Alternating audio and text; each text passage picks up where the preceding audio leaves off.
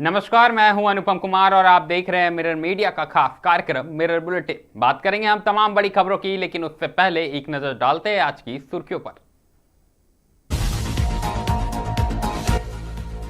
झारखंड में मौसम का डबल अटैक, कहीं भीषण लू तो कहीं तेज बारिश की चेतावनी।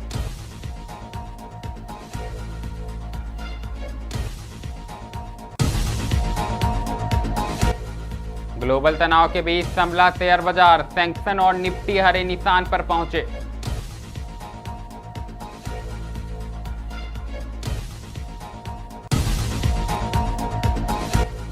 दुर्गापुर सागर भागा औद्योगिक क्षेत्र में तेज धमाका से दहला इलाका, लोगों में दहशत।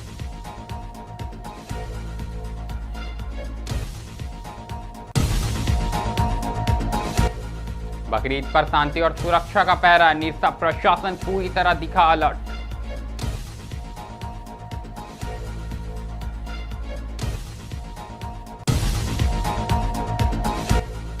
ई-केवाईसी नहीं कराने वालों को राशन मिलने में होगी परेशानी, प्रशासन ने जारी की चेतावनी।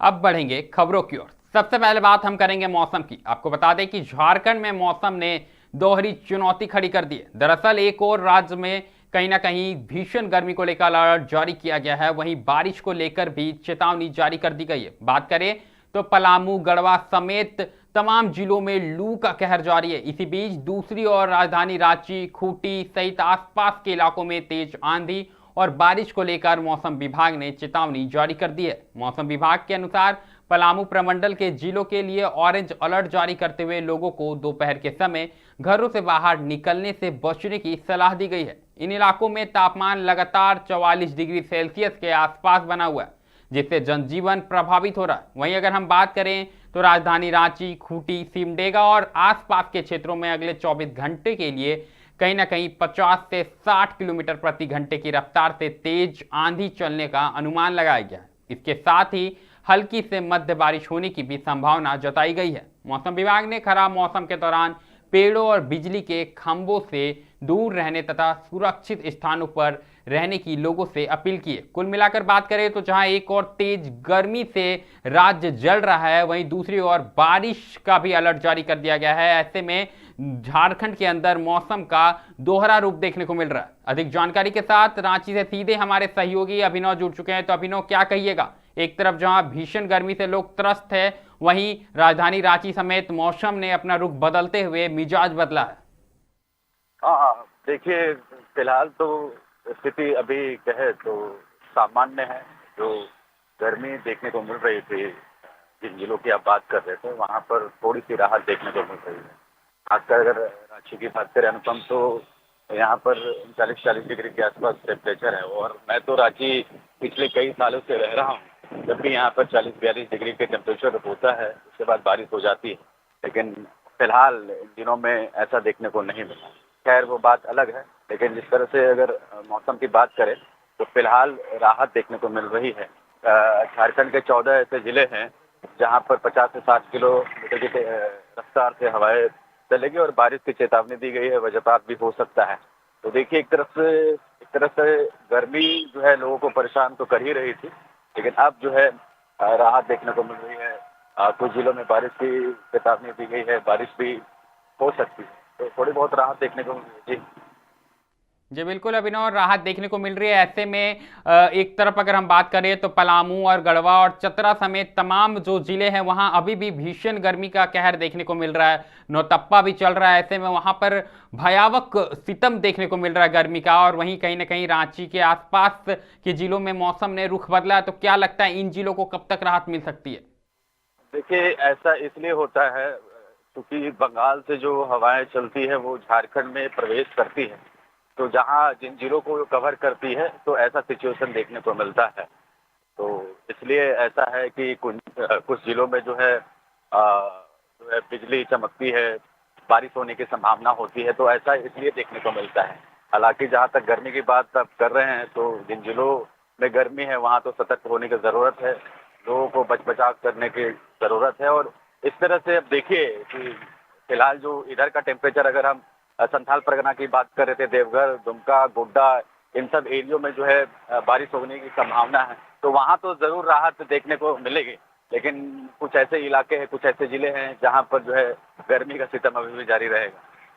अगर बात करें अभिनव, चूंकि रांची की मौसम की बात करें तो रांची में अक्सर ऐसा होता है कि गर्मी के बाद कहीं ना कहीं बारिश का दौर शुरू हो जाता है, तो इस भीषण गर्मी के बाद मौसम ने रुख बदला है। ऐसे में लोगों का क्या कुछ कहना है, कितनी राहत मिल रही है इस गर्मी से?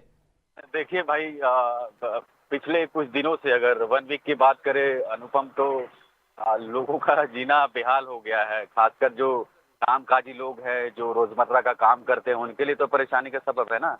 चूंकि गर्मी है तो टेम्परेचर बढ़ता ही है और 40-42 डिग्री के आसपास टेम्परेचर रहेगा, तो लोगों को तो जीना जो दिक्कतें हैं वो उनको सामना करना पड़ता है, क्योंकि बॉडी का टेम्परेचर होता है उस हिसाब से एडजस्ट नहीं कर पाता, लिहाजा उन लोगों को दिक्कत होती है। और कोई भी सामान्य व्यक्ति हो, टेम्परेचर 40-42 डिग्री के आसपास है तो लोगों को तो परेशानी होगी ना, वही देखने को मिल भी रहा है। गर्मी अपने सितम पर है। हालांकि रांची में अभी की बात करें तो थोड़ा सा मौसम सुहावना है, बादल घेरे हुए हैं, हो सकता है कि बारिश भी हो जाए तो और राहत मिलेगी। जी, जानकारी के लिए बहुत बहुत धन्यवाद अभिनव। तो साफ तौर पर मौसम से संबंधित जानकारी हमारे सहयोगी अभिनव दे रहे थे। और किस कदर हम आपको बता दें कि रांची में कहीं ना कहीं भीषण गर्मी के बाद मौसम ने रुख बदला है और बादल छाए हुए नजर आ रहे हैं। ऐसे में उमस भरी गर्मी से लोगों से कहीं ना कहीं थोड़ी राहत मिली है। वहीं दूसरी ओर बात करें तो पलामू, चतरा, गढ़वा में अभी भी मौसम का जो सितम है, गर्मी का जो सितम है वो बरकरार है। ऐसे में देखने वाली बात होगी कि इन जिलों को कब तक राहत मिल पाती है। ये तो बात रही मौसम की, लेकिन अब रुख करेंगे शेयर बाजार की ओर। जी हाँ, आपको बता दें कि वैश्विक तनाव और अंतर्राष्ट्रीय बाजारों से मिले जुले संकेतों के बीच बुधवार को कहीं ना कहीं भारतीय शेयर बाजार में उतार चढ़ाव का कारोबार देखने को मिला। शुरुआती कारोबार में दबाव के बाद घरेलू बाजार ने निचले स्तरों से शानदार रिकवरी की और दोनों प्रमुख सूचकांक हरे निशान के कारोबार करते नजर आए। आपको बता दें कि सुबह करीब 10:30 बजे तक BSE सेंसेक्स लगभग 61 अंकों की बढ़त के साथ 76,071.34 के स्तर पर ट्रेड कर रहा था। वहीं अगर बात करें तो NSE निफ्टी 50 भी 39 अंकों के साथ मजबूत होकर 23,900 के आसपास कारोबार करता दिखाई दिया। वहीं शुरुआती गिरावट के बाद बैंकिंग, IT और ऑटो सेक्टर शेयरों में खरीदारी बढ़ने से बाजार को सहारा मिला है। विशेषज्ञों का कहना है कि वैश्विक तनाव, कच्चे तेल की कीमतों में उतार चढ़ाव और विदेशी निवेशकों की गतिविधि का असर बाजार की चाल पर भी साफ तौर पर नजर आ रहा है। इसके बावजूद घरेलू निवेशकों की मजबूत भागीदारी और सकारात्मक आर्थिक संकेतों ने बाजार को संभालने में कहीं ना कहीं बहुत बड़ा योगदान निभाया है।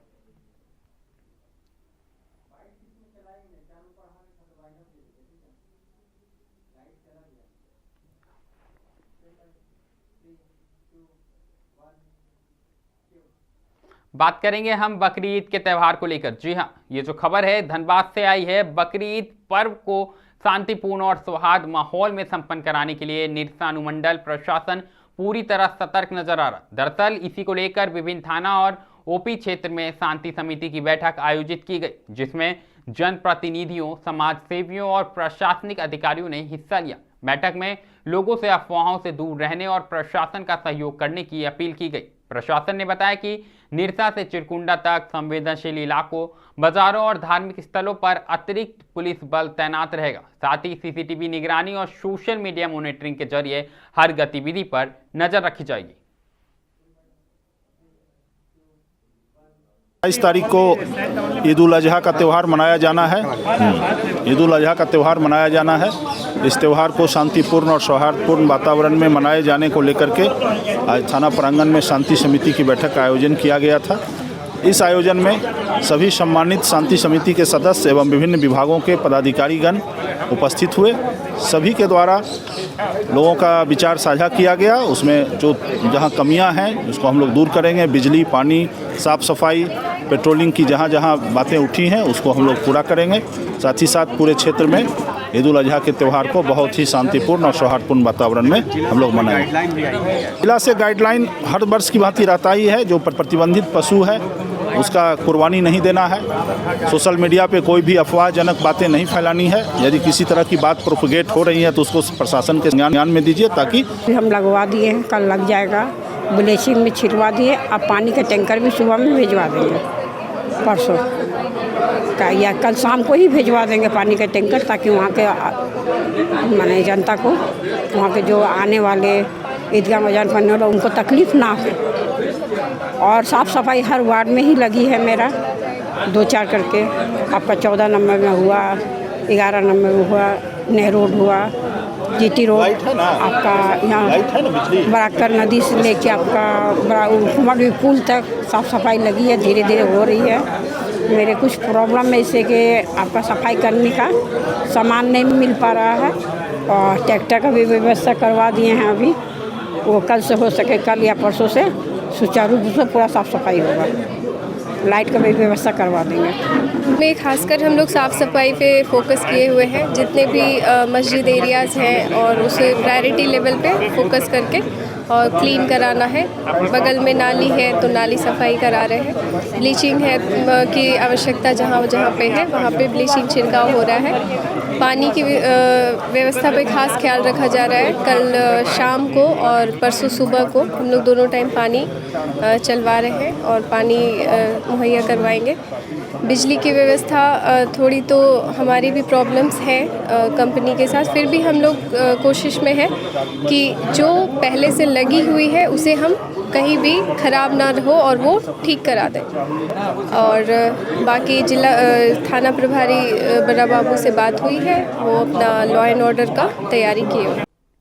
बात करेंगे हम पश्चिम बंगाल की। आपको बता दें कि पश्चिम बंगाल के दुर्गापुर में सुबह कहीं ना कहीं सांगर भांगा औद्योगिक क्षेत्र में अचानक हुए तेज धमाके से इलाके में अफरा तफरी मच गई। जानकारी है कि धमाके की आवाज़ इतनी तेज थी कि आसपास के लोग घबरा कर घरों से बाहर निकल आए।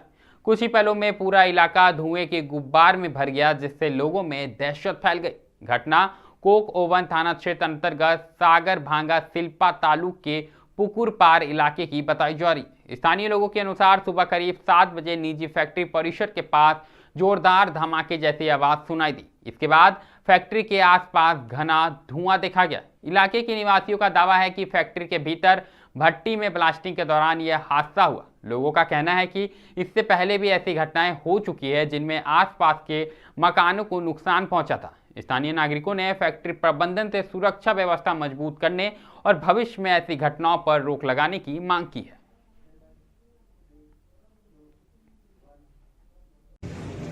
আমি হঠাৎ এই পাড়াতে ছিলাম না, আমি সাইডে ছিলাম, দেখছি হঠাৎ আওয়াজ উঠছে দুমদাম করে। তারপর সাইডে এসে দেখছি যে ভারী বাস হচ্ছে, পুরো একদম পরিবেশনে ভর্তি হয়ে গেছে।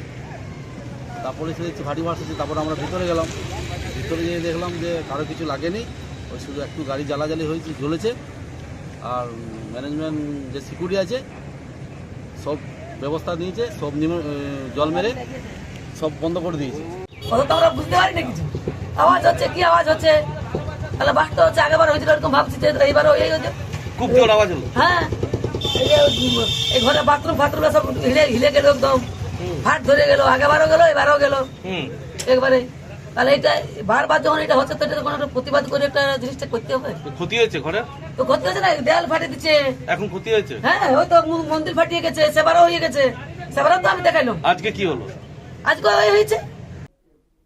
बात करेंगे हजारीबाग की, जहां प्रशासन ने सभी पीडीएस राशन कार्डधारियों से जल्द ई-केवाईसी कराने की अपील की है। दरअसल जिला प्रशासन का कहना है कि सार्वजनिक वितरण प्रणाली में पारदर्शिता लाने, फर्जी एवं अपात्र राशन कार्डों की पहचान कर उन्हें हटाने तथा वास्तविक लाभुकों तक सरकारी खाद्यान्न की निर्बाध आपूर्ति सुनिश्चित करने के उद्देश्य से ई-केवाईसी अनिवार्य किया गया है। जिला आपूर्ति पदाधिकारी मुरली यादव ने बताया कि जिले के सभी लाभुक अपने नज़दीकी पीडीएस डीलर अथवा संबंधित कार्यालय में जाकर आवश्यक दस्तावेजों के साथ ई-केवाईसी की प्रक्रिया पूरी कर लें। उन्होंने कहा कि निर्धारित समय के भीतर ई-केवाईसी नहीं कराने पर लाभुकों को राशन प्राप्त करने में परेशानी हो सकती है।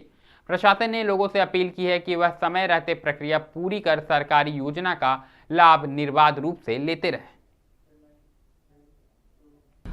राशन लाभुकों के लिए एक आवश्यक चीज़ है कि वो अपना ई-केवाईसी करा लें। अभी ई-केवाईसी प्रारंभ हो गया है, अतः सभी लाभुकों से अपील की जाती है कि यदि आपका ई-केवाईसी नहीं हुआ है तो अपने संबंधित डीलर के पास जाइए और ई-केवाईसी करा लीजिए। ई-केवाईसी कराने के कई फ़ायदे होते हैं। इससे लाभुक का जो डाटा है वो आधार डाटा के अनुसार सत्यापित होता है। आयुष्मान कार्ड बनाने में आसानी होती है तथा भविष्य में राशन मिलने में किसी तरह की समस्या नहीं होगी। इसके साथ ही जो अयोग्य व्यक्ति हैं वो भी छांटे जाएंगे। इसका यह फायदा होगा कि जो लोग छूटे हुए हैं उनका नया राशन कार्ड बन जाएगा और या जो भी सदस्य जोड़ने के लिए आवेदन दिए हैं उनका नाम जोड़ दिया जाएगा। इसलिए पुनः एक बार सभी से अपील है, सभी लाभुकों से, कि अपने नज़दीकी डीलर के पास जाएं और KYC करा लें।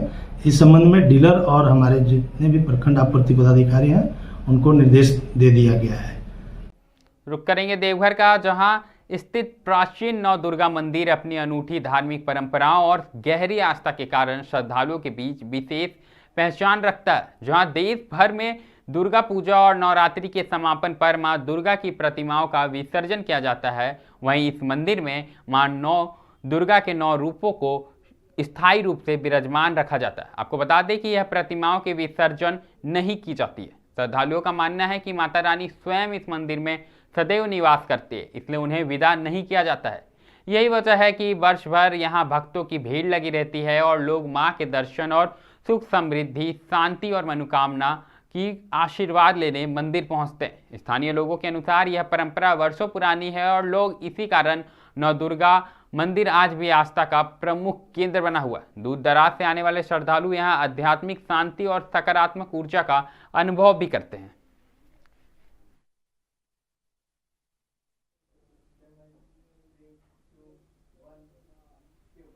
मिरर बुलेटिन में अभी के लिए फिलहाल इतना ही है। ऐसी तमाम बड़ी खबरों से लगातार हम आपको अवगत कराते रहेंगे। कहीं मत जाइएगा, बने रहे मिरर मीडिया के साथ।